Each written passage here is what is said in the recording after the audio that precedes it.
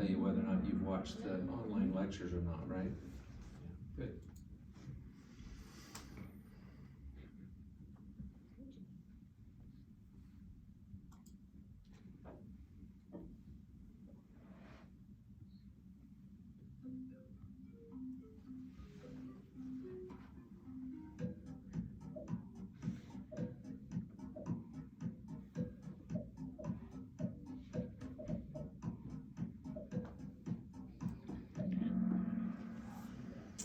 Okay.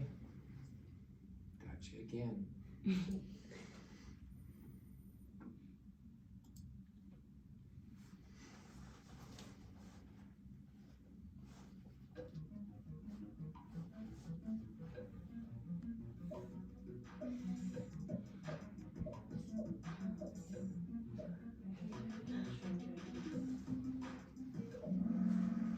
Okay, good.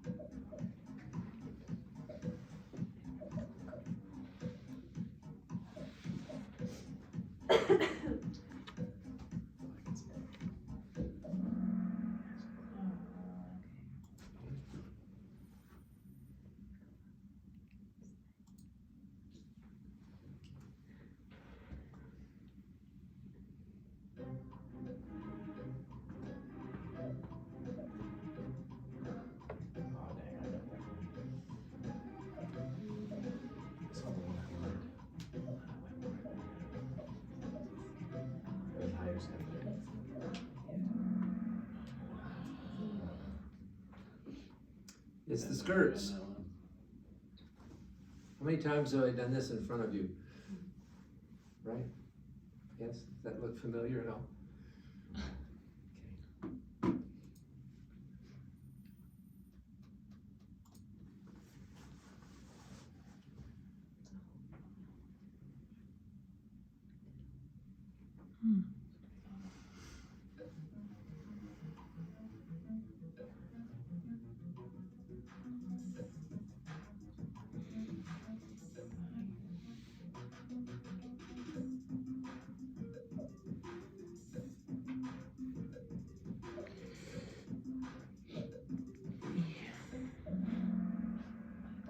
Oh dang, I got that wrong too. Okay. Last one. I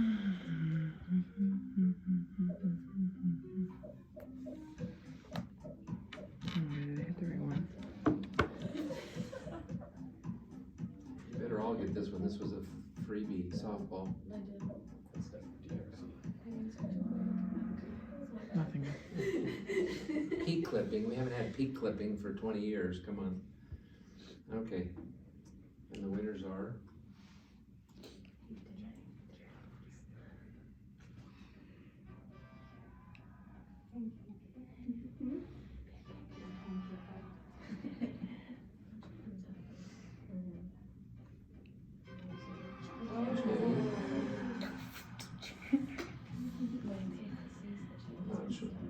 Nacho.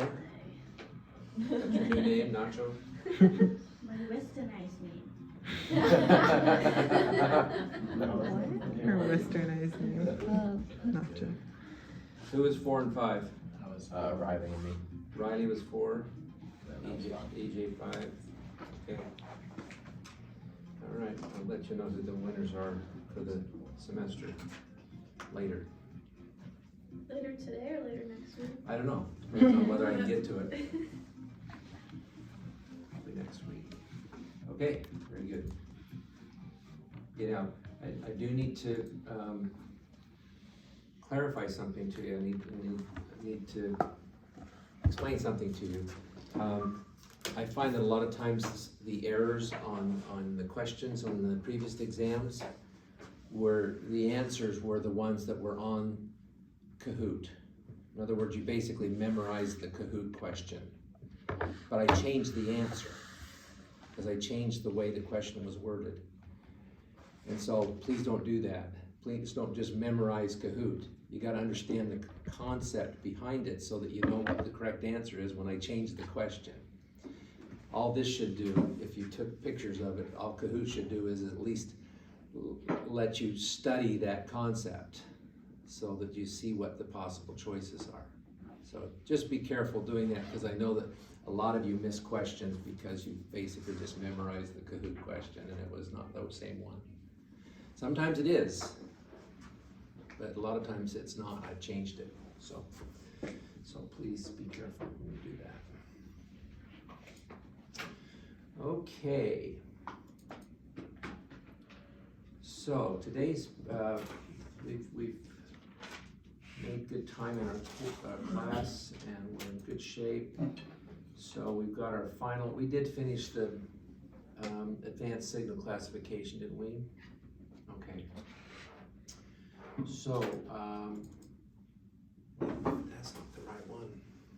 Let me just check and see. We already talked about frequency bands, so I'm gonna have to download it off of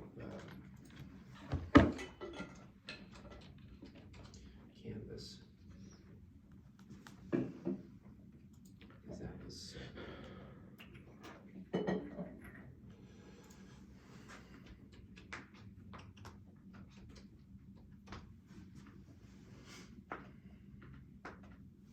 shoot. Just won't work. Let's see, I need to.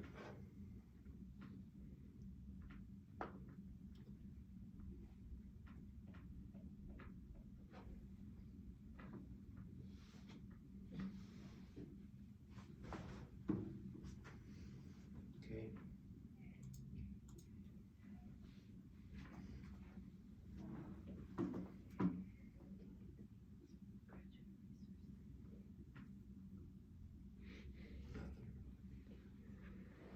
It's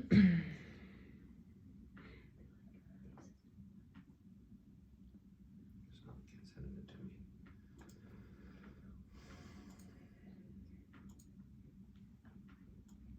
Oh, bypass code. That won't tell it to me. That won't send it to me though, will it? No. No, I just have to do this.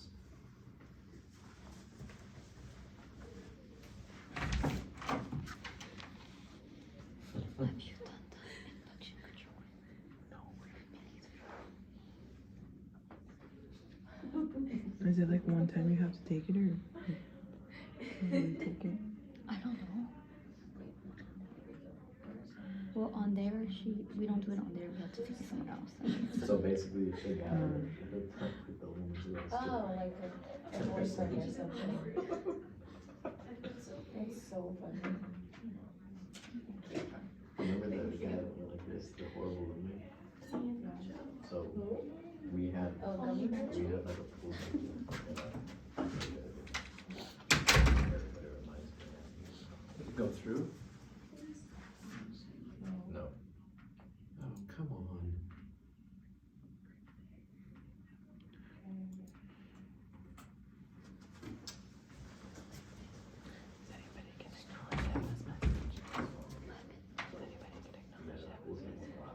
Where our apartment was. The lobby directly to the bedroom where the like that. He was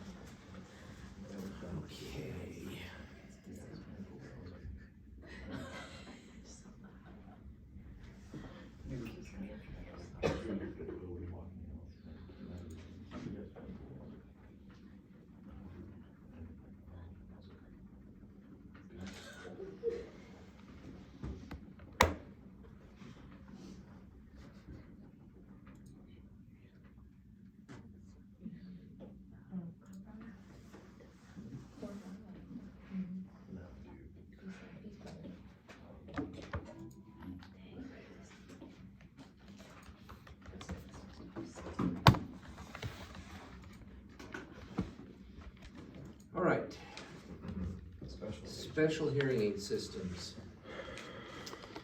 We're gonna have a discussion of cross and bi-cross designs. We'll also discuss masking devices. And then finally, there's always something new. All right? So,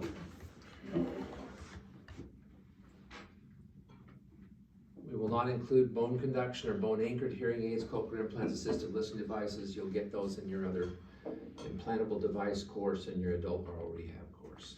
Okay? Let's talk about cross and bi-cross. So if you look at the difference, contralateral routing of signal versus bilateral amplification with contralateral routing of signal. So the cross, in essence, is where you have one usable normal hearing ear with one ear that's not usable at all. Either it's a dead ear, or it's a profound loss, or it could even be a moderate to severe loss that the word discrimination is so bad that if you were to put amplification in that ear, it literally would just create distortion. So you just can't use the ear. In fact, if you amplify in that ear, it often will cause a negative effect, because it'll interfere with the good hearing in the normal ear. So single-sided deafness, that's another term we will hear for this type of a case. The second is when you have no usable hearing in one ear, but you have an aidable ear, you have an aidable hearing loss in the other ear. So you're going to be amplifying. See, the critical thing is the cross, the first one, you're just trying to transmit sounds. You're not really amplifying the sound. You're just transmitting it to the other side. Where a bi-cross, you're not only transmitting the other side, but you're also amplifying it, because there's a hearing impairment in that ear that you're putting the sound into. Any questions about that? Make sense? Yes? You said the bi-cross provides amplification to both and transmits? Yeah, so you have a dead ear, and it's going to transmit the sound. So you're not, the only reason you're using the dead ear, the ear that's not usable, is to hang a hearing aid on. That's it. That's all you're using it for, is so there's something on that side of the head. And then you are transmitting the sound over to the other side. When a cross system, you're not amplifying, you're just transmitting. Now there has to be some amplification because you got to get it over to the other side, but you're talking about 10 dB or less, just minimal. It's basically just taking whatever that sound is, a 50 dB voice, and transmitting it to the other side of the head. Where a bi-cross system, you're doing that, plus when the sound gets onto this other side, you're then amplifying it because they have a hearing impairment on that side. So you got to make up for the head diffraction effect by transmitting, but you also have to make up for the hearing loss on that impaired ear. So there's 5 choices, 5 ways to do this. We did already talk about the side note IROS. You heard that term, ipsilateral routing of signal. That was the original term that was used for an open fitting, basically. Is you're transmitting the sound to the same ear, but you've got an open ear. That was the term that was used. So you'll sometimes see that, like if you order an ear mold, you'll order an IROS ear mold. It's just an open ear mold, is what it is, because you're transmitting the sound to the same side. Okay, so here's an example of, and I was lazy, you basically have no usable hearing, all right? Somewhere from here on down where you have a word recognition score that's so bad that it's just not functional. Let me just do a little side note here. Let's talk a little bit about unilateral hearing loss. Let's say you have a normal ear and you have an impaired ear of any kind. Do you fit the impaired ear? Do you leave it alone? You have a normal ear over here. Depends on the impaired ear. Depends on, so my question is, why would you put something on the impaired ear if you already have a normal ear? 2 years are better than 1. Good, all right. Is it for speech and language development? No.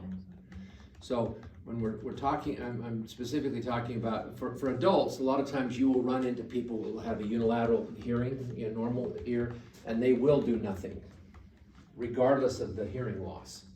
They'll choose not to do anything, because a lot of times in their case, it's been that way for a long time, and they're used to it. They're used to not having localization ability. And that's what they're losing. Now you lose them, what's the difference between unilateral sound and bilateral sound? 6 dB. So you're gonna lose a little bit of sound amplification when you have one ear. Now, let's say someone loses their hearing, they have an illness or disease, and they lose their hearing in one ear. Now, in their case, it's dramatic, because suddenly it's dead on that side. And they're gonna wanna do something about it. And their first response is to come in and say, well, I need sound over here. And you have to be the bearer of bad news, to tell them, you're never gonna have sound over there. It's not gonna happen, ever. Now, you don't have to say it that way, but you can say it in a very delicate way, but that's the bottom line. You have to tell them, sorry, you're not gonna hear on that side. So then the question is, well, why do we even bother with that side if we can't do anything about it? Let me change that just a little bit. What if it's a mild to moderate hearing loss? Can you do something about that? Yes. Yes. Do you want to? Yes. Why? It's not going to improve their speech and language development if it's a child. What's it going to do? Give them the extra 6 dB? So it's not really amplifying in the sense that they're going to hear all the sounds louder, because they already hear sounds loud enough with the one side, right? The 2 ears are better than 1 are really the key. Is when you amplify that side, you're immediately introducing the binaural benefit, the binaural integration ability, the masking level difference, the binaural squelch effect, all of those principles, psychoacoustic principles that happen that allow people to hear better, especially in noise. Isn't that ironic? We're going to amplify sound so that you can hear better when it's noisy.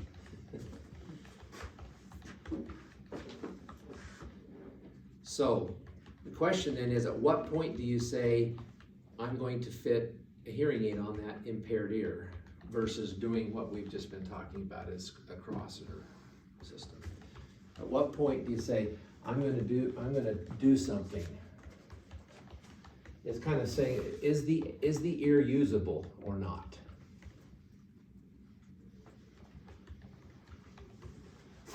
Does it have to be like a severe or profound loss to have to go to a cross and not just amplify that one ear? Okay, that's one way to look at it, is, okay, degree of loss. You may say, okay, depending on the degree of loss will determine whether or not I'm going to amplify that ear.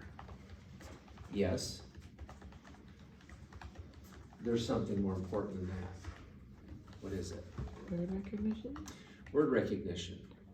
How are they processing sounds? Because here's the problem. They have a normal hearing reference. They know what sounds are supposed to sound like. And so many times the assumption is, you've got an impaired ear, you're going to amplify the sound, and they're going to have that normal hearing reference over here and think that that's what they're going to hear on this side. And guess what? It's not going to happen.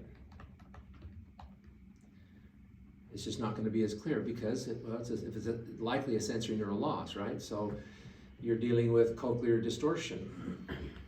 You're dealing with tuning curves that are not as sharp. And so the question becomes, is that really going to benefit you? Is that amplification going to benefit you when the assumption is you want to hear like you do on the normal side? And the answer to this question is, when do you consider aiding that ear, is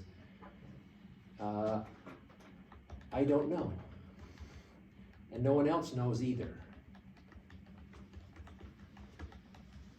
So I've been doing this for 40 years now as an audiologist. And I'll tell you that there are many times that I'll say, I think this is gonna happen, and it does happen. It either works or it doesn't work, and I was correct. But there's many, many times that I think it's not gonna happen, and it does. Or I think it's going to work, and it doesn't. What makes the difference? What makes that decision as to where the direction it's gonna go? The person wearing the device. Yeah, it's the patient. Every one of them is different. And you don't know what their see, a big part of it is their level of expectation. What are they expecting out of this? And many times been surprised. I'm thinking, oh, that, I got somebody that's got a normal ear, and on this other side, they've got a 70% word recognition score with a 50 dB hearing loss. They're not gonna like it. It's not gonna be clear enough for them. And it's potentially gonna interfere with the good hearing over here. And they come back and say, oh, this is so good. It just kind of balances me out, and I like having that sound over there. And does it interfere with your ability to understand? Oh, no, it really helps. Then I have another person almost exactly the same coming and say, thanks, at least I tried it. I can't stand the amplification. So I want you to just kind of keep that in mind as you're evaluating these unilateral losses and start going to a cross. Don't just jump to a cross. If there is some word recognition ability, even though it's not very good, try it anyway. You can always try it. And what does that tell the patient? That you cared, if you did everything. Yes, you're doing everything you can to help them. Say, okay, well, I'm not sure this is gonna work. This has been my experience. It could work really well, maybe not so much, depending on your situation, your circumstances, your lifestyle, where you wanna hear, what's important to you. Let's try it. The only way we're gonna really find out is for you to take it and see if it works in your world. And if it doesn't, come on back. We'll try something else. So you work with a patient. So I think that's kind of the takeaway here is you don't know if it's gonna work or not. Try it anyway. Give them the opportunity. Don't just jump to a cross, but also just because you're saying, oh yeah, it's a bad work, I'm just gonna ignore that side. No. Now there's sometimes it's obvious if it's a dead ear, if the word recognition is 0 and you've got a 90 dB threshold, you don't need to try. It's not gonna work. So, okay, so that's just a little side note, is understanding that we don't wanna quickly go to this type of special design if we can get amplification on that one ear. So, okay. All right. So here's the case, classic case of, where you'd use a cross instrument. You got normal hearing, you've got an unaidable ear on the left side versus a bicross. So here's a bicross where you've got a definite hearing loss, but no measurable hearing on the right side. So here's classic a bicross situation. So here's the 5 ways that we can get the sound from one side to the other. The first one that was developed, and I don't even know if it's around anymore, is the old wired approach, where you actually have a wire that would go around the back of the hairline right here and connect the 2 hearing aids. In fact, a lot of times when dealing with power instruments, when we were having to deal with a lot of feedback and had a lot of power, we put the microphone on one side and the receiver on the other, just to have the head in between to kind of minimize feedback. In this case, so that's one option, is where wired. I've never fit one of those, so you can see how old that is, because I'm pretty old. So But I look a lot younger than I am. Somebody say that, please.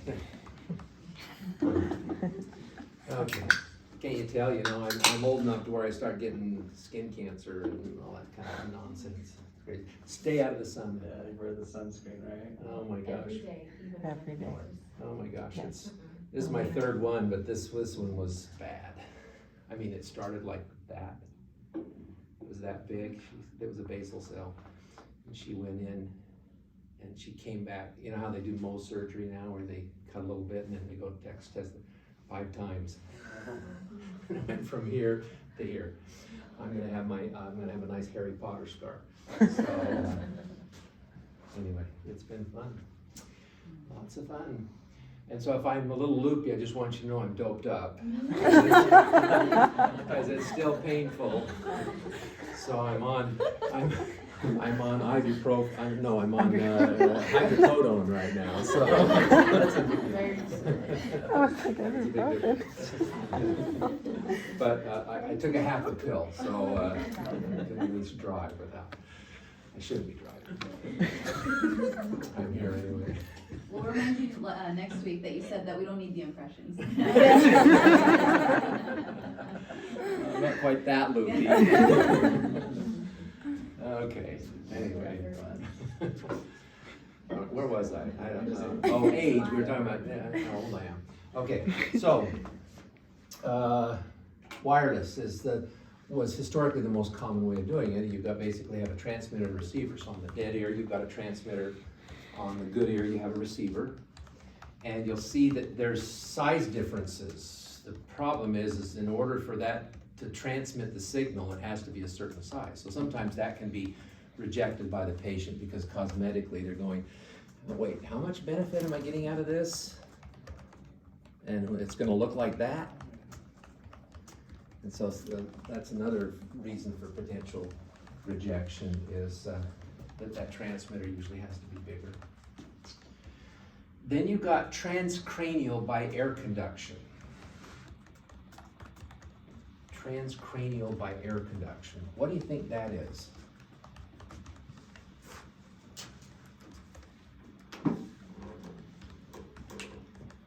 Any guesses? Across the skull. Across the skull, but it's by air conduction. So how does that, wait, what? Is it using like a game that's gonna create the crossover? Or? Yes, that's exactly right. DJ, good. So what happens is it's an air conduction hearing aid. It's a power aid. It's an air conduction hearing aid with a nice seal on the dead ear. You got a power aid on the dead ear and you got that nice seal. What's it going to do when you crank in 50 dB of gain on this side and the sound out here is 50 dB? Crossover. You got 100 dB. Is that going to cross over to the other ear? Yeah. Absolutely. Because what is crossover? It's anywhere from 40 to 60-ish, right?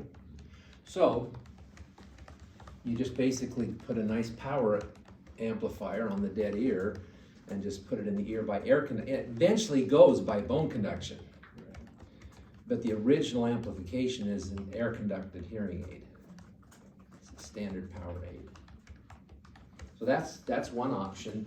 Then you're not worrying about the wireless transmission, you're not doing anything like that. You're just taking and putting something on that dead ear. You're not using it anyway, so you just transmit the signal over. Will that make feedback? You could deal with feedback. Yeah, that's an issue. You gotta decide, okay, how much gain do I need?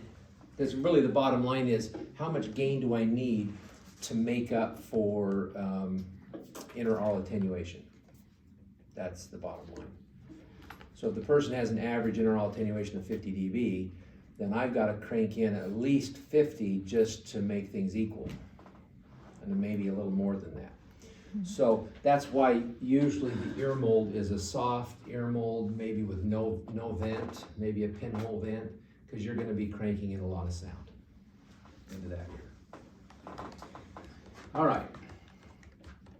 Now you have transcranial by bone conduction. So in this case, now you are putting a sound on that dead ear, you're vibrating the sound and you're transmitting it by bone conduction. So now you basically have some type of bone oscillator that's basically a bone conducted hearing aid. That's because what's intraoral attenuation by bone conduction? Zero. So it's gonna go immediately. Problem is, it's not quite as practical in terms, it's becoming more so because, you know, what's the popular way to listen with headphones now? No, Oh, the, bone conduction headphones, you know, I see all these people with the, you know, instead of on the ears, they're, you know, basically just vibrating the skull, you know. So that's becoming more popular, and the bone oscillation is becoming more sophisticated. So that's becoming a more realistic option, is that transcranial by bone conduction option. Then finally, the fifth approach is where you actually implant the device. So it's the same design as a bone anchored, it's basically a bone anchored hearing aid. But you're just putting it on the side that has no hearing. And it's transmitting by bone conduction to the good ear. So it's implanted. All right, so looking at all these designs then, what are you gonna get out of it?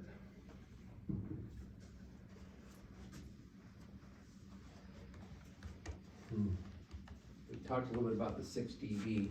One of the big issues is overcoming head shadow effect.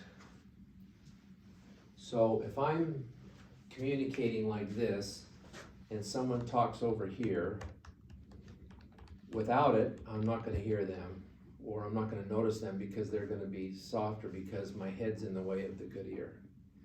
And all it's doing is it's just gonna amplify that sound and get it over here. Now, what does it do for localization? Improves it. No, it doesn't do anything, Doesn't. it's just taking that and putting it to the good. No localization. It's gone. Once you lose your hearing on that one side, localization is gone forever. You're not gonna get it back. Because everything is just going to that good ear. So what will happen is if I'm sitting here having this conversation and someone talks over here with a cross hearing aid, I'm gonna hear them better, but I'm not gonna know where they are. I'm gonna go, oh, there you are. So that's a big downside to this. When patient, you have to tell them, guess what? You're gonna be able to hear some sounds better on this bad side, but you're not gonna be able to tell. Now, sometimes they might be able to tell because they may sense that it's an amplified sound versus a direct source sound. And they may intuitively develop that ability to think quickly about it and say, oh, that's an amplified sound, it's gotta be coming from my bad side. So, overcoming head shadow. Now, bicross clearly is better than cross because you're dealing with an impaired ear, so you're talking now about amplification. You're not just talking about getting sound to the other side, now you're talking about that plus amplifying because of the hearing loss. You're gonna get significantly better response and success with a bicross unit than a cross unit. Now, ironically though, I find that even with those 50% of them will continue to wear the bicross system, and 50% of them will stop wearing the transmitter and just wear the one hearing aid on the impaired ear. Because they may realize, okay, I've got two microphones, I'm getting two signals coming to this ear. If I take this off, do I really notice a difference? Because I'm already getting amplification on this side. And half of them say, I don't notice that big of a difference, why am I bothering with this side? So a lot of times they'll stop wearing them. So it really depends on the needs, the environment. I would say the most successful patient I had, did I ever tell you this? He was a minister. Did I tell you the story of the minister? No? He came in, he had a dead ear and he had a significant hearing loss on the other side. And he wore a hearing aid and he said, I'm having a lot of trouble because when I'm interacting with my members of my church, they think I'm ignoring them sometimes. Because I'll be having a conversation and they'll say something to me on the dead side and I don't even know they're saying anything to me. So I fit him with a Bicross system and he loved it. He just said, for that period of time when I'm interacting with people either on Sunday or if we're having a social event, it is worth those few hours a week to have this Bicross system because of my particular needs and being able to interact with members of my church. So it was very beneficial. So it really kind of depends on their specific needs and what the demands are. I mean, if you've got a person sitting in a nursing home, that would be an absolute waste of time. It'd be almost to the point of being unethical to recommend a cross or Bicross system on someone that has a dead ear or normal hearing and they're sitting in a bed most of the day. Just totally illogical. So, Mueller in your textbook basically says the bone conductive signal originating from the bad ear exceeds the air conductional signal arriving at the good ear. So what basically that's saying is when you have a sound coming from this side, the benefit is if you bring that sound over to this side so that it's actually there noticeable, then you're going to get a distinct, more of a benefit from that. So you do have to amplify a little bit. So if you have a person talking, and let's say a person's over here that's 50 dB coming into this ear, and then you have a person over here 50 dB coming to this ear, you actually need to amplify this sound as part of the transmission of the signal over to here by maybe say about 10 dB. Not a lot, maybe 5, maybe 10, but it's got to be there so that when that sound gets to this side, it's actually going to be a little bit louder than this side. If it's not, then this sound's potentially just going to overpower this, and then you just wasted your time with the cross system because you're not getting that benefit. So that's one factor. The second is the bone conductive signal originating from the bad ear exceeds the background noise level at the good ear. So that sound coming from this side to get the benefit needs to be louder than if there's noise over here. So your signal to noise ratio is better because it's a louder sound. Now here's the problem though. What if the noise is everywhere? It's not just over here. Now what happens? You're transmitting the signal. Well, the signal could be the speech, but also the noise. So it could actually have a negative effect, which is often the case when people wear cross systems in noisy situations. It actually can be detrimental. The amplification can make it worse because what's it going into? A normal ear. And here you're amplifying noise over here and making it 5 to 10 dB louder. Wait, oh, I gotta get this thing off so I can hear what you're saying. This noise is too loud. You see how it's very, very touchy. Okay. So my experience in all the years I've been in practice, I think I've had success with a cross system, I think maybe once, maybe twice, I don't know. Hardly at all. And so 90% of the time, when people try them, 95% of the time, they return them. They just say, I don't see any benefit in it. Yes? Does like the cross, or like Bicross have that smart learning feature that like the other hearing aids have? Like where like they'll like identify Good question. What kind of technology are in these systems? Historically, that's been a trade-off. The trade-off has been, if you want a Bicross or a cross, you're going to lose advanced technology. So, is that worth it? Especially in a Bicross case. Is it better to have a lower technology and have two microphones in the transmission to this side, or would it be better to have a higher technology and just wear a regular hearing aid on that side? And that's something you have to decide, but fortunately, the technology is such now that most cross and bicross units will give you the same technology as a standard hearing aid. So, so yes, you can get that kind of benefit, potentially. The issue with all this now, they don't do this anymore, I think, because the FDA came down on it. But for many years, if you ordered a cross, they charged you a restocking fee. The manufacturer did. Why? Because the return rate was so high. They couldn't afford not to. I mean, right now, what do you think the return rate is for manufacturers? Any guesses? 20? Yeah, it's probably between 15 and 20%. Now, is your return rate that high? No. What does a manufacturer count as a return? Anything that comes back. Even for repair. Yeah, so let's say that any hearing aid that comes back to the manufacturer, that's a return. But what if you're seeing a patient and you fit them with a pair of hearing aids and you decide, you know, these aren't the right ones, I want to go to a better technology, let's send these back and get a new pair. To you, it's not a return, it's an exchange. But to the manufacturer, it's a return. So that means that our return rate is more like 6 to 8%,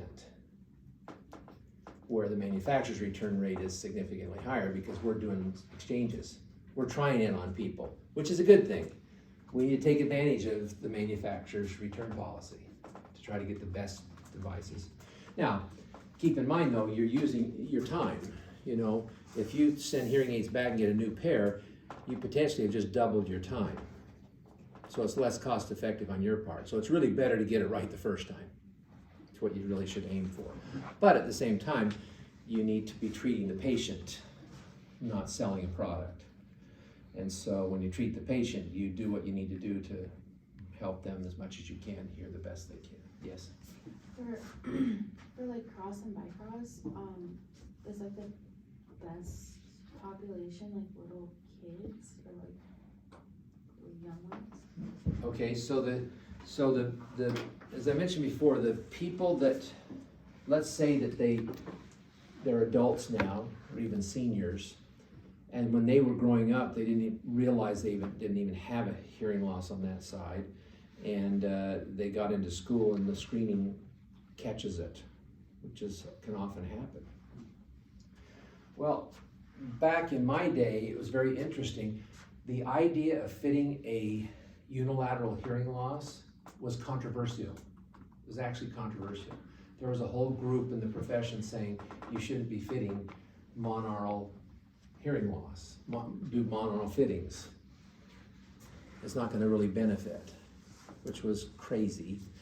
And then you had some pediatric audiologists that came along and said, you're crazy. We should be fitting all these kids. So coming back to your point is, now what do? Well, we try them. We fit them on anybody, but if they're an adult and they've had a pre-existing condition, they're likely going to reject it because the benefit is not worth it to them based on what they're accustomed to. Their hope often is they want to gain localization ability and they don't get it. So it's not worth it. Now, if someone immediately loses their hearing, they're the ones that I often find in those rare cases when someone will accept a cross. They're the ones that will say, oh yeah, it at least gives me something over here. Or if they have enough usable hearing, even though it's only a 60% word recognition, they'll like that sound because it's almost like everything's gone black over here. It's kind of just dead, and you're bringing something back. Even though it's not improving word recognition necessarily, it's creating sound. So in terms of the spatial sensation of sound, they like that, especially if they've lost their hearing in that one ear. If it is aidable in any way, that's where you'll often see a success for a regular monaural fitting. Now with children, what are they going to do? Are they going to tell you whether they like it or not? So what do you do in a case where you've just identified a child, let's say it was missed in the newborn hearing screening, and there's a screening in kindergarten, and you've got a child, or let's say the child got mumps and they lost the hearing in the one ear, and so now you've got a kindergarten that's been screened and there's no usable hearing in the one ear. What do you do? What would be your recommendation? I mean, would you fit a cross? I mean, the 5-year-old's not gonna tell you how much benefit it's gonna give them, right? I mean, you could gauge from the parents saying, okay, how are they doing at home? How are they doing in different environments? You ask this classroom teacher, how are they doing? But it's very subjective. So it's a hard thing to gauge. Because the child really not gonna tell you.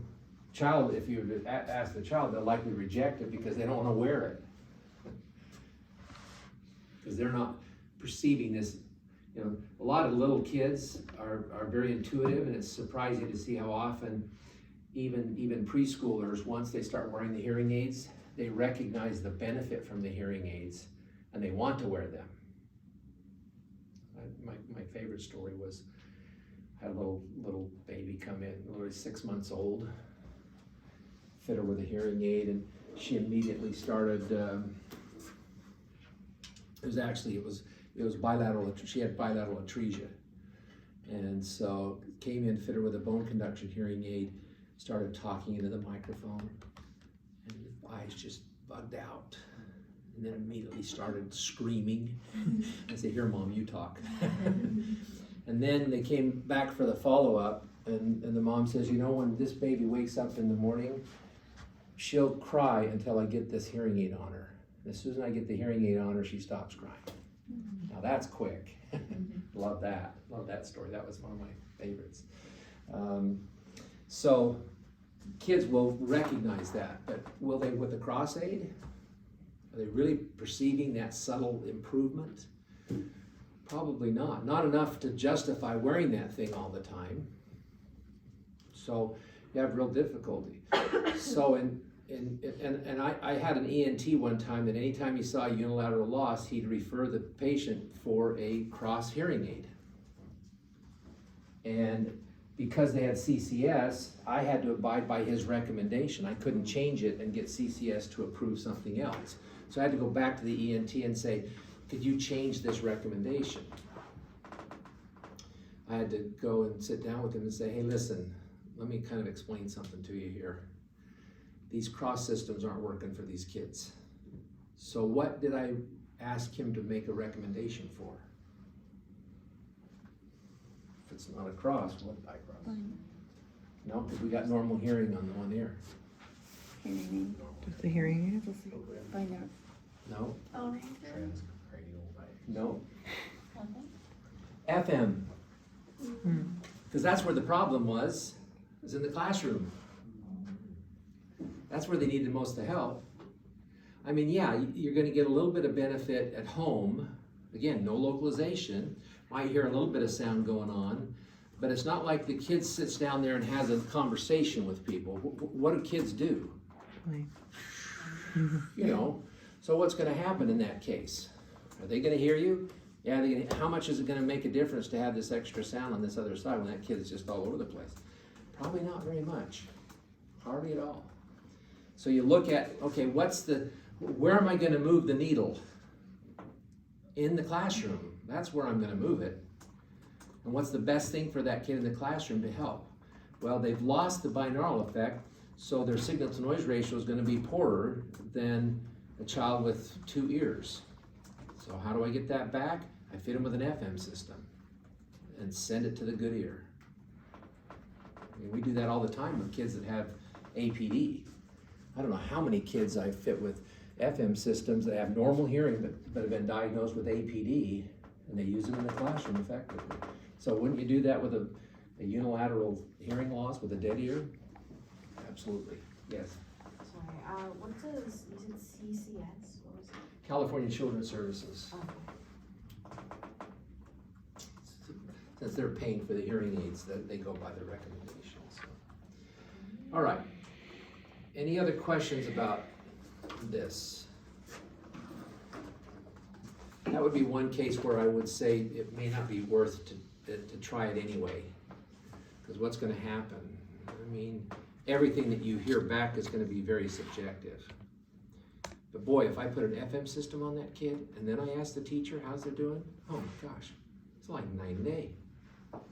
It's huge. I do have to tell you can I tell you one more story about FM? So here's a case where I've got a little 6-year-old. He's a patient, and I fit him with hearing aids. And I'm recommending to the parents that they go to the school. The child had a moderate 50, 60 dB loss, but he was mainstreamed 80% of the time, 90% of the time.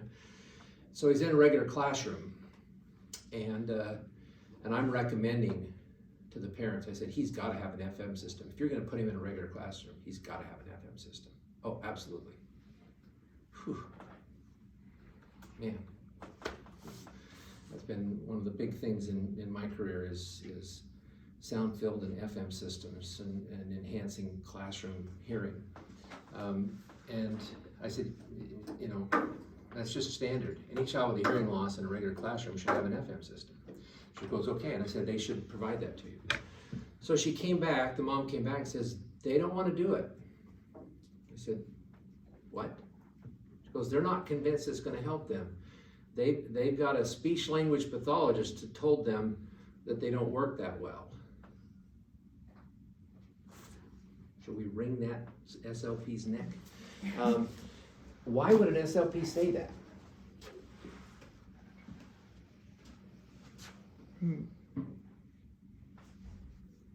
To keep the student coming to them? Besides them being idiots and not knowing what they're talking about? No. Maybe the child. No, here's the problem. When you start dealing with children and you have kids with different degrees of hearing loss, who gets the most benefits based on degree of loss? Who gets the most benefits from the school? Who gets all the services based on degree of loss? I don't understand. The child with a severe hearing loss is going to get more benefits than the child with a mild hearing loss. Why? Because the problem is greater. It's more noticeable. It's more significant to their academic growth and their speech and language ability. It's obvious.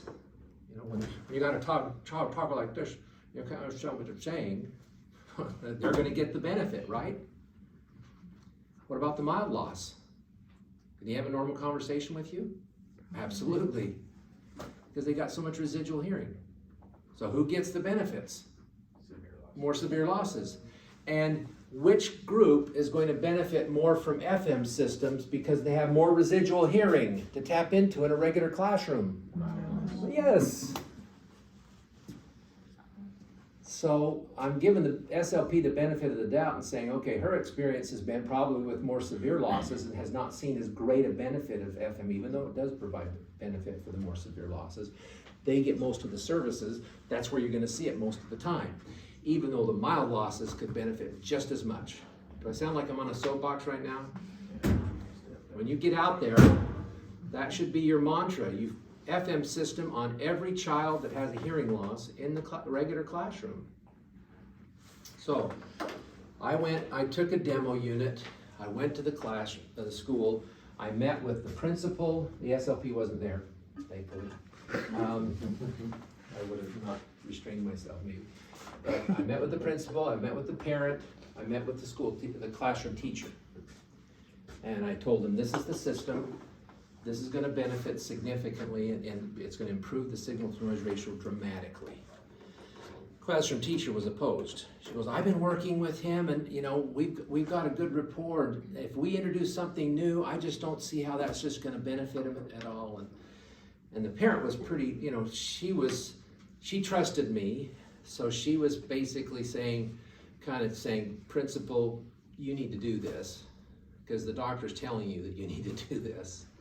And I said, listen, just try it. Here's a demo unit. Just try it and see what you think. So, they tried it. I can't remember what day of the week it was, but the following week, it had been maybe a little over a week that they've been using it. Early one morning, there was the classroom teacher at my door in my office, and she said, "This FM system's not working right now, and he needs it every single day. He can't be without it." Isn't that amazing? The 180 degree. She became one of my best advocates. Where originally she was saying, "I don't think this is gonna work." So sometimes you have to be insistent. And, you know, it's like a huge difference. Anyway, so that's why I'm such a huge believer. You've got to get additional improved signal to noise ratio in the classroom. You gotta have it. So that's why I'm a huge advocate of FM over cross. Because that's where they're gonna get the greatest benefit. Yes. So if you already have like a hearing aid on like one ear or both ears, does the FM system just communicate with the ones that they have, I'm assuming?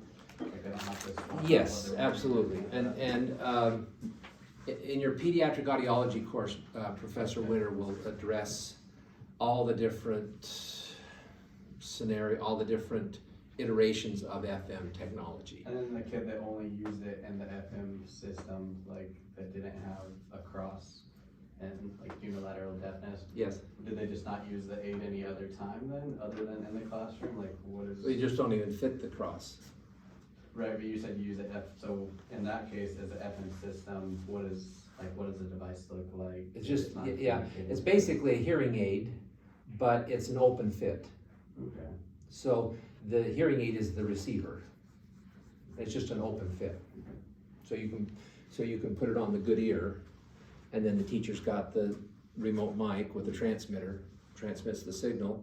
You know, you're gonna get plus 15 dB signal to noise ratio. It's huge.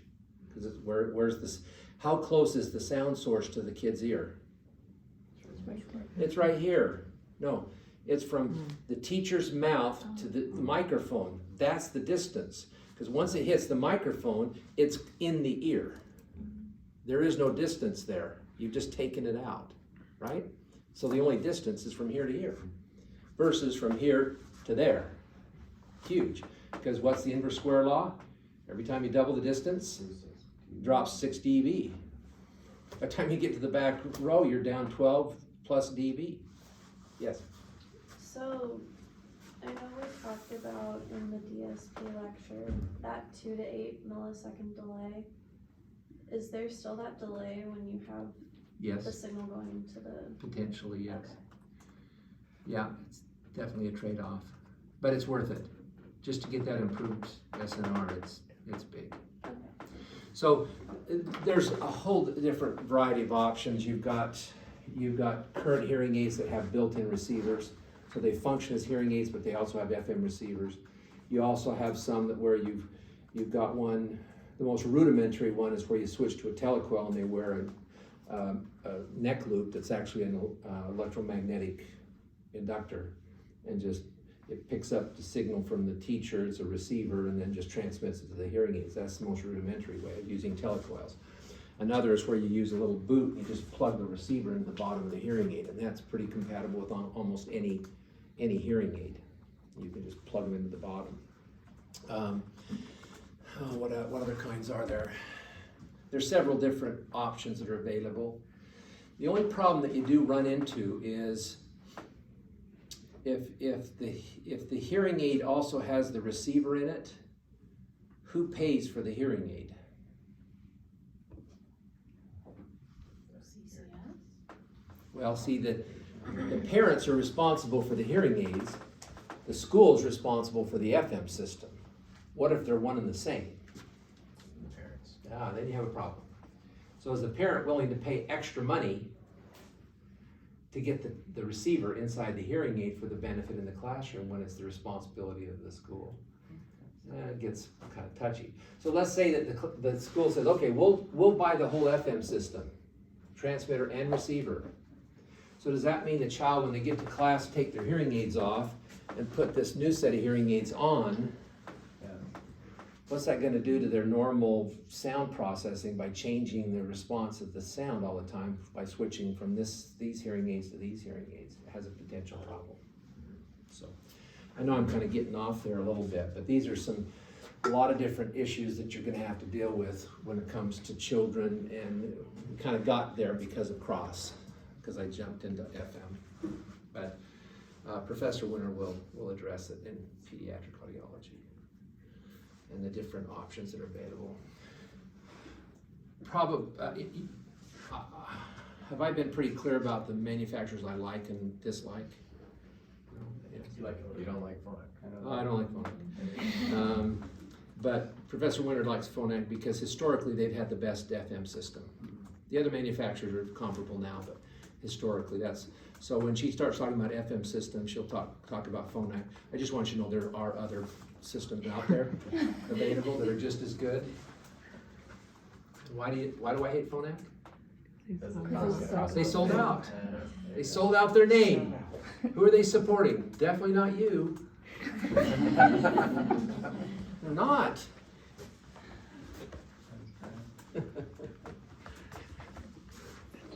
White-Edge didn't sell out. Resound didn't sell out. Oticon didn't sell out. Phonak did. All about the money. Don't care about the stupid audiologists. Okay, sorry. Okay. So the one thing about a transcranial system versus the others, just keep in mind, transcranial is just one device. It's just one unit. Where these others, you've got two units, because you're transmitting from one side to the next.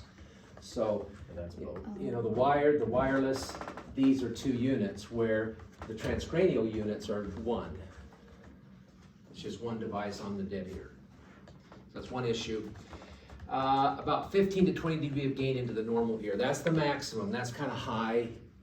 It's more like usually 10 to 15. But this is probably the most that you would ever consider boosting to the good ear. Now, you'll get 15 to 20 dB. That would be something probably in an impaired ear if you're transmitting. In a normal ear, that's kind of the most that you would ever consider, 15 to 20. And then at that point, then you're exceeding comfort levels for the patient. What about the sound bite? Ever heard the sound bite? Why don't you hear through your teeth?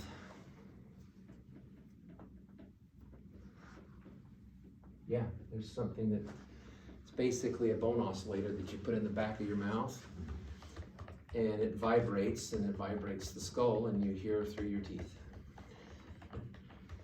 Why would, I don't understand. Because you still have to wear something. So it's not like it makes it invisible. So. You can't hear in a restaurant. It's probably why it's probably why it's not that successful. I don't even know if it's available. Can you eat with it? I didn't even look into it. I didn't even pursue it. It wasn't even worth it. It just, sometimes people come up with crazy things and go, really? Wow. Masking, any questions about cross-bicross designs? Okay. Masking devices. So there's several types of ways of introducing assistance for people who have some form of head noises.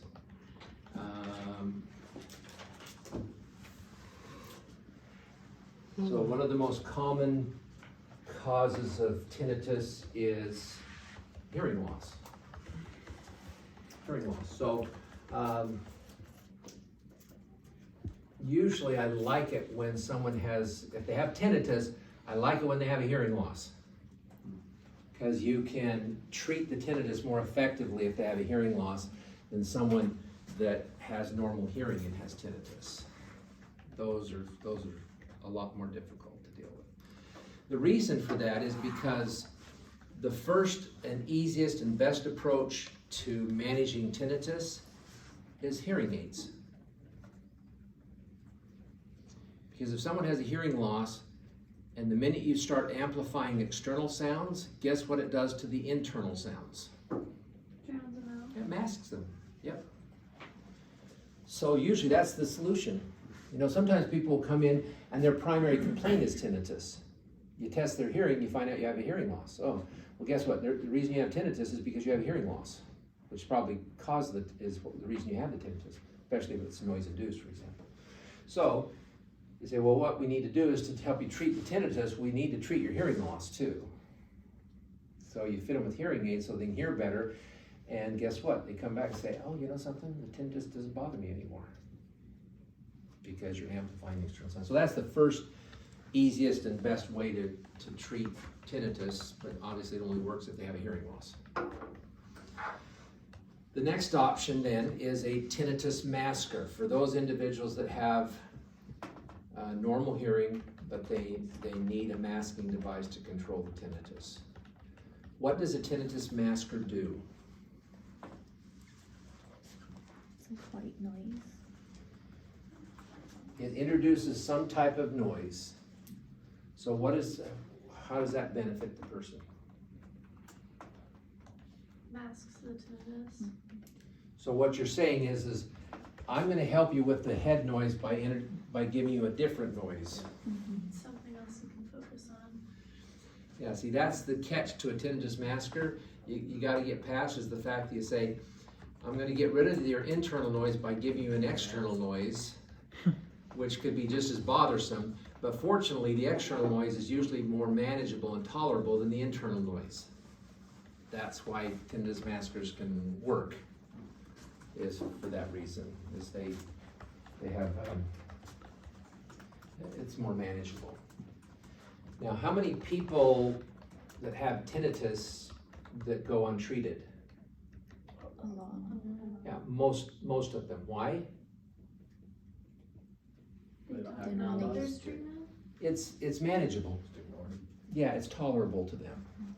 It's only when the tinnitus becomes disabling that then you have an issue. So many times when you are seeing patients, they'll fill out the case history and they'll put, do you have tinnitus? Yes. Both ears, yes. Is it tolerable? Yeah, I ignore it. It's not a real concern of mine. That's the most common response you get. What's the advantage to them having tinnitus? Here's a little interesting thing that I don't know if you are aware of.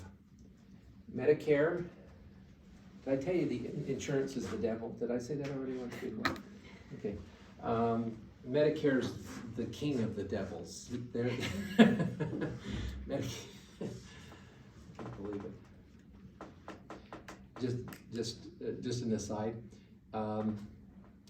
For 30 plus years, I've paid maybe $80 to $100 in healthcare premiums a month for me and my wife and my family. And the minute I went to Medicare, I'm paying $1,300 a month to Medicare. $1,300 a month for insurance. Is that nuts? You know why? I make too much money. They base your premium on your income.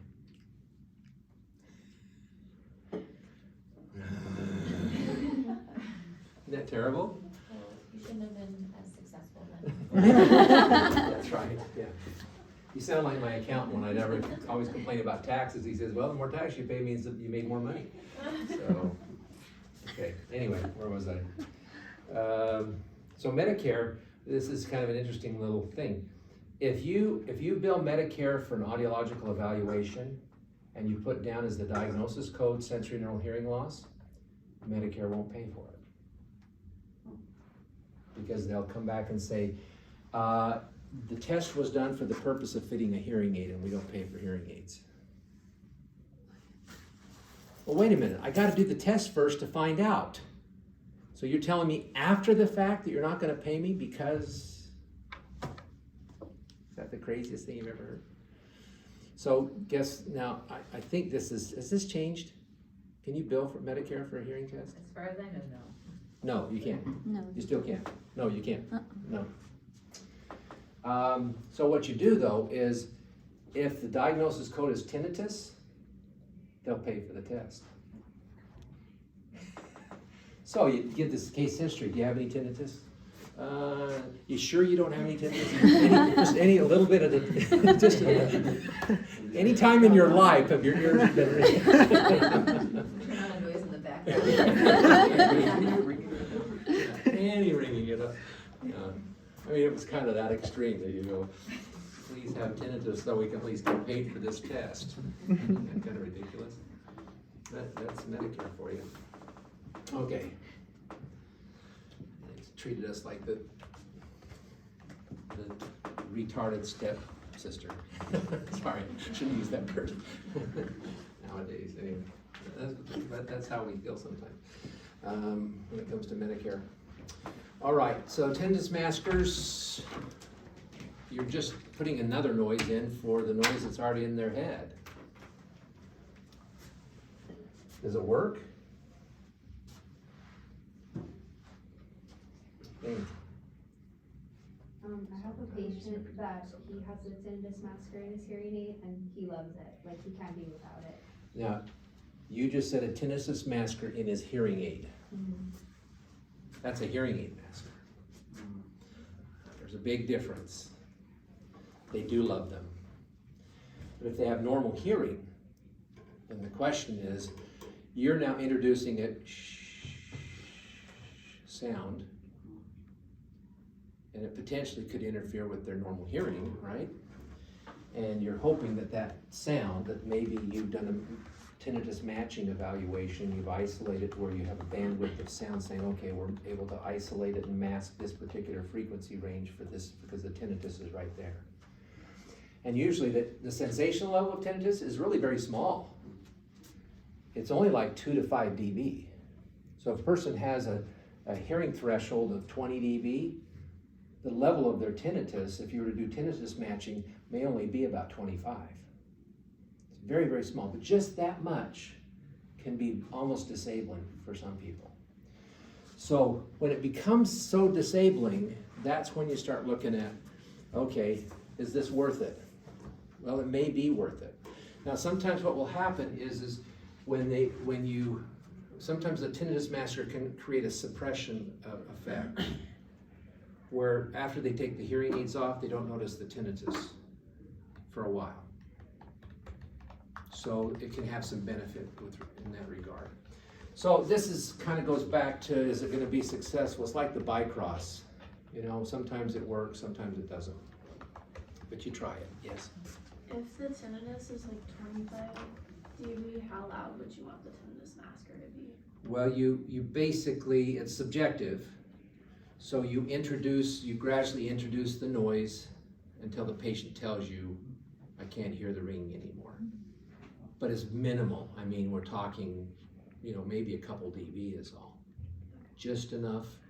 You want to keep it to a bare minimum so it's not interfering with their hearing, but still getting rid of the ringing. Now, there's a lot of other head noises that you have to deal with too. Tinnitus is not just the ringing, which is what we're really talking about here. You've got people that will come in with buzzing and chirping and hissing and all sorts of different kinds of sounds to the head noises. Voices, now that's a tough one. Someone comes in and says, I'm hearing voices. Then what do you say? I have a professional down the hall. They can help I had you. that happen. I had one patient, probably the worst patient I've ever had. Poor guy, she was just, it's just a sad case. He just had so many head noises. It was just like all over the place. And this was from head trauma in the military. And he'd tell me that these different sounds, beep, boop, beep, just all sorts of strange, crazy sounds.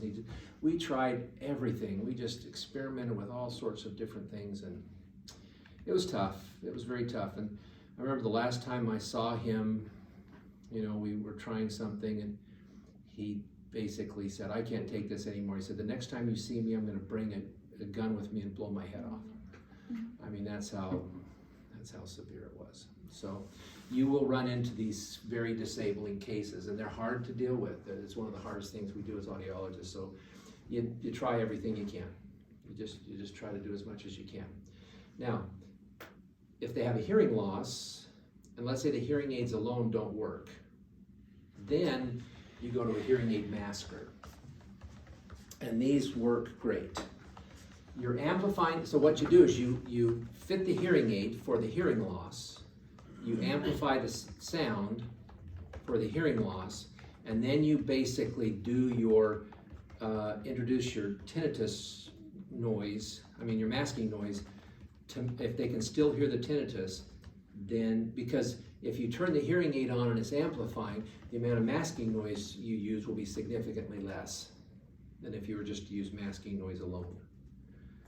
So once you've amplified, just because hearing aids alone will give some benefit, and then you introduce the masking noise. So you usually have two volume controls that you set up, and then you introduce that masking noise, and it works great. I had a patient like that he was a sixth grade classroom teacher, but he was also a duck hunter, and he didn't wear ear protection when he went duck hunting. And one time it finally was too much, and the ringing just wouldn't go away. It just was there.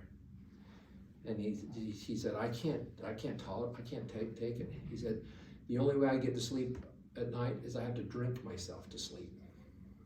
That's the only way I get to sleep.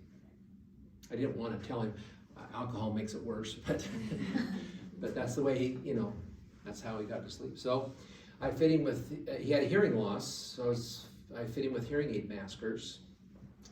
And he said, this has solved the problem.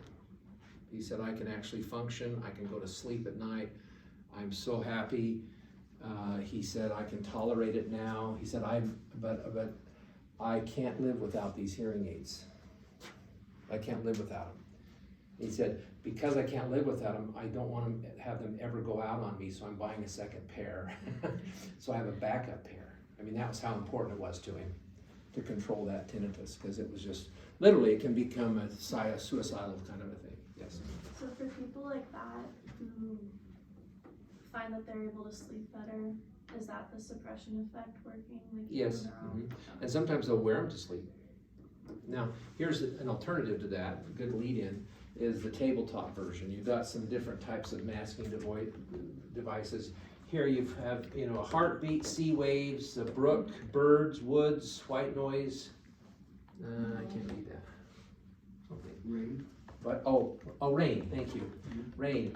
Yeah, so you've got all different kinds of sounds, and many times this is a nice solution because the only time that they really notice it is at night when they go to bed. Why do they notice it then? It's because one of the causes of increased tinnitus is fatigue. So when people are tired at the end of the day, that's when they'll notice the tinnitus more. And so I usually, anytime someone comes in and complains about tinnitus, the first step is to try to, before you treat it this way, is you try to reduce it by getting rid of some of the causes. So what are the causes? Alcohol, tobacco, marijuana, caffeine, other types of stimulants like some of these energy drinks. That causes tinnitus. Are you having tinnitus because of your Monster drink, EJ? No, but I drink a lot of caffeine. Okay. Yeah. Yeah, I had one lady come in and she said, I've got this tinnitus, she had normal hearing, and so I went through it and she goes, well, I drink a lot of coffee. She goes, I probably drink 8 to 10 cups a day. And I said, yeah, really? I said, well, go to decaf and see what happens. And I'll see you in a week. She came back, she says, ringing's gone. I said, there you go. Caffeine did it to you. So I go through these scenarios with them and say, can we stop it some other way? Get rid of the tobacco, alcohol, marijuana, caffeine, even illicit drugs like cocaine has been shown to be, cause tinnitus. Also, stress, high blood pressure. So we're going to walk through these things and see if we can solve it that way, or at least diminish it to where it's tolerable. Why is it that caffeine causes? It's a stimulant. Let's just take more. Yeah, increased blood flow. That's why the minute, I've never had heart problems my whole life, and I try to give blood a lot. And I went about a year ago, and they said, you can't give blood. And why not? Well, you've got an irregular heartbeat. What? what are you talking about? Went in, sure enough, yeah, you got AFib. So we gotta put you on this this medication, and my cardiologist said, and no more caffeine. No caffeine. It's the last thing you need. I admit, sometimes I cheat, because that's all that's available. Whenever I go out to dinner, here's the frustrating part, if you go to a convenience store, every drink has either sugar or caffeine. There's no diet, non-caffeine drink. Sprite Zero, what's wrong with that? Water, yeah. Water. I can't handle water. I don't know, I just can't drink water. Decaffeinated tea. Yeah. And when you go out to dinner, the only diet drink they have is diet. Yeah. I always ask, I said, do you have a non-caffeinated diet drink? Nobody does. Every once in a while somebody will say, oh, we have Coke Zero. I said, well, it has caffeine. So then they say, how about Sprite Zero? Every once in a while somebody will have Sprite Zero. Anyway. So yes, caffeine can exacerbate tinnitus. Yes. They came out with a Coke Zero that's decaffeinated. Ooh, oh yeah, yes, I have. I Yeah. have that. Okay, and then. I've got like 2 cases in my house. Yeah, I was gonna say that, and then the other thing is that, so all stimulants, so even like ADHD medication and things like that. I don't know. I don't know what about those other kinds. Oh, I don't know if there's been any kind of connection yet, but there is a connection to caffeine. Yes. So why does increased blood flow cause tinnitus? What is tinnitus? What is tinnitus?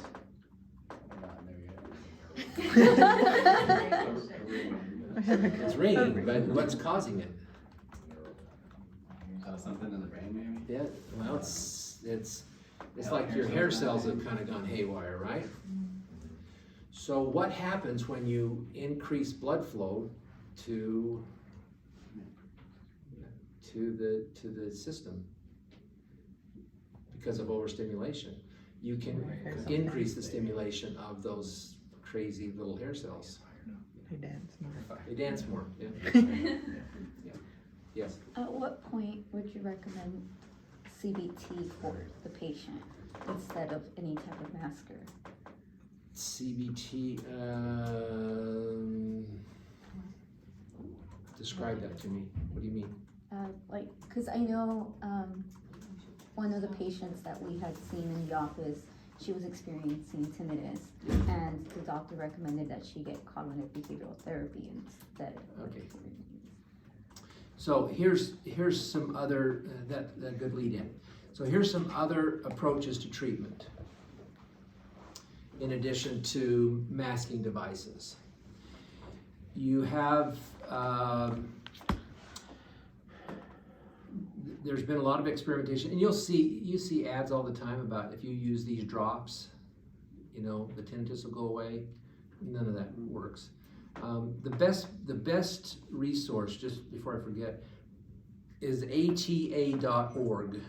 ATA, it's a very good resource for you just to have. It's AmericanTinnitusAssociation.org. It'll always give you the latest research and technology that's available out there and answer a lot of those questions. But there's a whole variety of herbal supplements and different kinds of things that people have suggested that it can regulates tinnitus, ginkgo biloba and some of these other ones that I don't know that there's been any proof that any of them really work. I remember someone came in and said, started taking vitamin B12 and I don't notice my tinnitus anymore. So, there's a lot of different suggestions of different things, but not a lot of proof of what works and what doesn't work. Now, cognitive behavioral therapy, we have what's called tinnitus retraining therapy.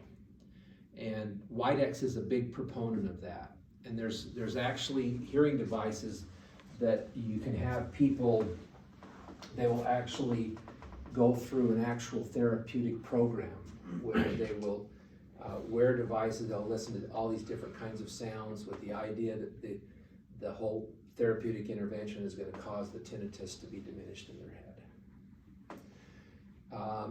And they've shown some data that it can be up as much as 50% effective. But it's expensive.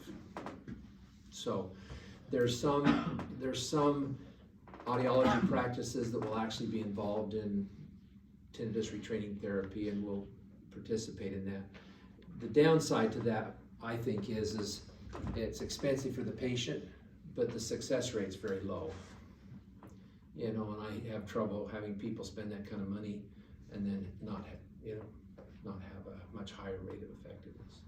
Yes. So in another class we learned, or I don't know if it was like confirmed or suspected that Preston is like the one that makes the hair cells dance. So I was wondering if there's like any studies or anything showing that people with tinnitus have like an increased amount of Preston in their system. I have no idea. Okay. I've heard that. No, don't know. All right, any questions about, here's some websites you can go to and you can kind of see, let's see, no, it's not gonna, it's gonna let me get there, I'm not sure.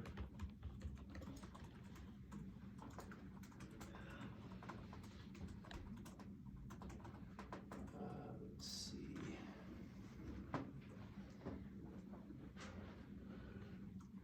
So here's Widex's approach to this. Oh, I lost it now. Where are you?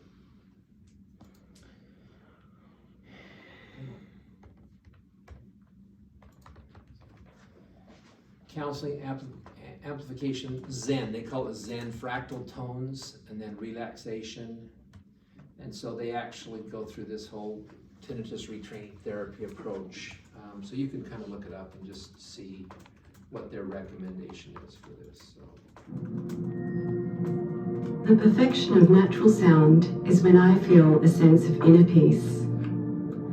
To me, the perfection of natural sound is as much about reconnecting with myself as it is reconnecting with the world around me. And so, when life's distractions disturb my inner peace, I want to feel empowered to only hear the sounds that take me back to a place of calm relaxation. Widex Sound Relax offers a great new palette of fractal sounds to relax the mind. And because Sound Relax works with pure sound, you get the best sound quality, whatever your hearing loss.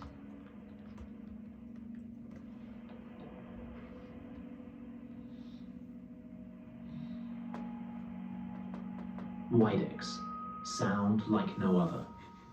There you go, there's your answer. There's your solution right there. Zen. All right. So the next time you are in a practice and the Widex rep comes around, talk to them about Widex Zen and what their experience is with it. But they're kind of on the forefront of the whole tinnitus thing. So, okay. Let's take a break. Sorry, we went long.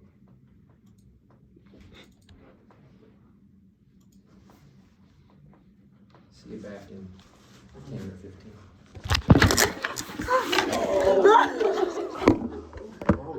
I think that was worse than everything just falling.